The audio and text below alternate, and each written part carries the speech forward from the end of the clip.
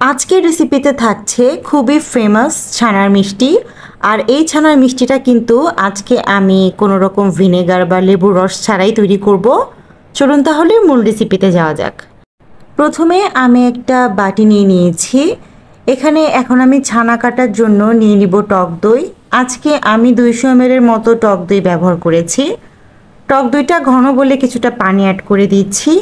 এখন পানির সাথে টক দইটা ভালো মতো ফেটে নিব। এরকম ফেটে কিছুটা পাতলা করে নিয়ে আমি এটা সাইডে রেখে দিচ্ছি। এখন আমি ছানাটা ছেঁকে নেওয়ার জন্য প্রথমেই কিছু প্রিপারেশন নিয়ে নিব।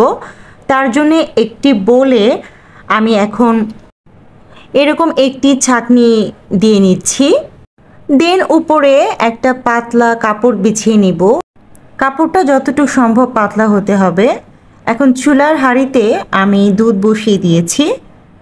আমি আজকে 1 লিটার দুধ দিয়ে আপনাদের মিষ্টিটা তৈরি করে দেখাবো। চুলোর হিট মিডিয়াম হাইয়ে আমি দুধ অনবরত নাড়তে নাড়তে এরকম বলক তুলে নিতে হবে। যতক্ষণ না বলক আসে আমি এরকম নাড়তে থাকবো। নাড়তে নাড়তে বলক যখন চলে আসবে তখন সেই টক দইয়ের মিক্সচারটা ঢেলে দিচ্ছি। টক দইয়ের মিক্সচারটা দেওয়ার সাথে সাথেই কিন্তু দেখা যাবে যে এরকম ছানা উঠে গেছে।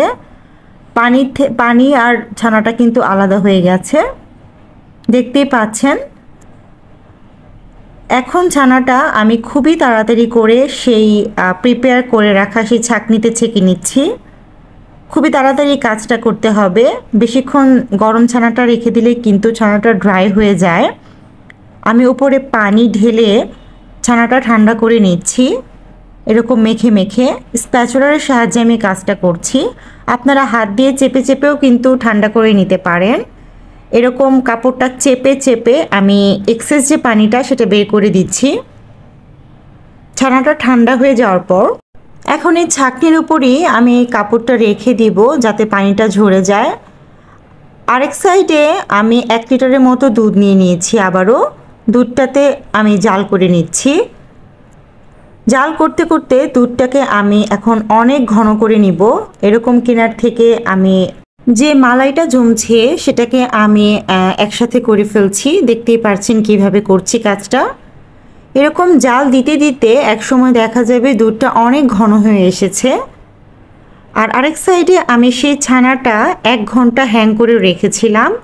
সবটুকু পানি কিন্তু বের হয়ে গেছে। এখন আমি হাত দিয়ে চেপে চেপে ছানাটা মেখে নিচ্ছি। দেখতেই পাচ্ছেন প্রসেসটা। হাতের তলা দিয়ে চেপে চেপে এরকম ছানাটা মেখে নিতে হবে। আমি এই কাজটা প্রায় 10 মিনিটের মতো লেগেছে করতে। ছানাটা কিন্তু একদম রেডি হয়ে গেছে মিষ্টি বানানোর জন্য।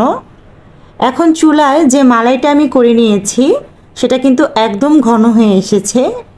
এই পর্যায়ে আমি চিনি দিয়ে দিচ্ছি 1/3 কাপের মতো। দোকানের ছানার মিষ্টিগুলো কিন্তু একদম হালকা মিষ্টি হয়। এই মিষ্টিটা কিন্তু নর্মালি একদম লাইট মিষ্টিটাই ভালো লাগে খেতে। চিনি দিয়ে আমি ভালো মতো নেড়ে নিচ্ছি। দেখতেই পাচ্ছেন। এই পর্যায়ে আমি মেখে রাখা ছানাটা অ্যাড করে দিচ্ছি। এরকম স্প্যাচুলারের সাহায্যে আমি এরকম লেপে লেপে দিচ্ছি। মিক্স করতে হবে খুব ভালো মতো। মিক্স করতে করতে এক পর্যায়ে দেখা যাবে যে দুধটা শুকিয়ে এসেছে, একদম ড্রাই হয়ে যাচ্ছে। এখন পর্যন্ত কিন্তু ছানাটা ভেজা ভেজা আছে। আর ঠিক এই পর্যায়ে দোকানের একদম পারফেক্ট মিষ্টির টেক্সচারে আনার জন্য আমি দিয়ে দিচ্ছি 1 টেবিল চামচ পরিমাণ গুঁড়ো দুধ। এই গুঁড়ো দুধটা দিয়ে আরও ভালো মতো মিশিয়ে নিচ্ছি। এখন কিন্তু চুলার আঁচটা একদম লো হিটে আছে। দেখতেই পাচ্ছেন ছানাটা পুরোপুরি রেডি হয়ে যাচ্ছে। এরকম অনবরত নাড়তে থাকতে হবে, না হলে কিন্তু এটা ফ্রাই প্যানের তলায় লেগে যাবে। নাড়তে নাড়তে দেখা যাবে যে এটা ফ্রাই প্যানের তলা থেকে এরকম উঠে আসছে।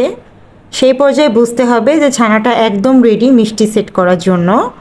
এখন আমি একটা চারকোনা টাইপ শেপের বাটি নিয়ে নিয়েছি। সেখানে আমি বেকিং পেপার বিছিয়ে নিয়েছি। দেখতেই পাচ্ছেন। এখন আমি ছানাটা দিয়ে দিচ্ছি। এরকম চেপে চেপে বসিয়ে দিতে হবে। এরকম চেপে চেপে এই কাজটা আপনাদের কাছে স্প্যাচুলার না থাকলে কিন্তু আপনারা বড় কোনো চামিচ দিয়েও করতে পারবেন। আমার রেসিপিগুলো যদি আপনাদের কাছে ভালো লেগে থাকে নতুন চ্যানেলটিকে সাবস্ক্রাইব করে দিবেন এবং ফেসবুক পেজটি ফলো করে রাখবেন। ছানাটা কিন্তু একদম রেডি। এটাকে এখন আমি একদম ঠান্ডা করে নিব, তারপর আমি ফ্রিজে রেখে দিব কমপক্ষে 2 ঘন্টার জন্য। সেই সময়টাতে কিন্তু এটা পুরোপুরি সেট হয়ে যাবে। আমি এটা ফ্রিজে রেখে দিয়েছিলাম 2 ঘন্টার জন্য, এখন আমি বের করে নিচ্ছি। মিষ্টিটা এখন আমি কেটে আপনাদেরকে দেখিয়ে দিব। আমি ঠিক দোকানের মিষ্টির সাইজে আজকে করব। এরকম 4 কোনা পিস করে নিচ্ছি। আপনারা দেখে নিশ্চয়ই বুঝতে পারছেন যে মিষ্টিটা কতটুকু পারফেক্ট হয়েছে। এটা কিন্তু একদমই দোকানের সেই মিষ্টির মতো। উপরে আমি কিছুটা পিস্তা বাদাম দিয়ে দিয়েছি। একটা মিষ্টি ভেঙে আমি আপনাদেরকে দেখিয়ে দিচ্ছি যে কতটুকু সফট হয়েছে। একদম দানাদার সফট একটা মিষ্টি। রেসিপিটা কেমন লাগলো আমাকে জানাবেন। আমার জন্য অনেক অনেক দোয়া করবেন। আজকের মতো বিদায় নিচ্ছি। আসসালামু আলাইকুম।